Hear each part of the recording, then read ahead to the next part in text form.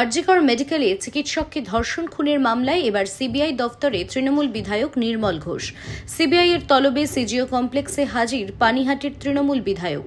CBI এর দাবি, তদন্তে নেমে জানা যায় চিকিৎসকের দেহ উদ্ধারের দিন হাসপাতালে ও শ্মশানে দেখা গিয়েছিল নির্মল ঘোষকে।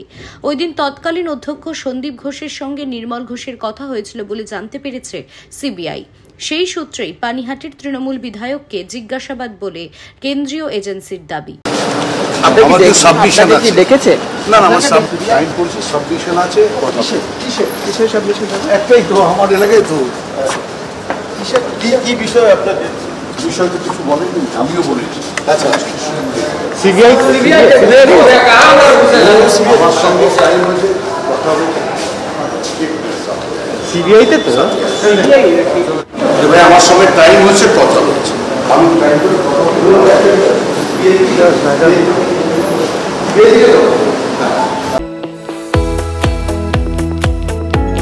আপনারা দেখছেন ইউএন লাইভ, বাংলা খবরের শেষ কথা।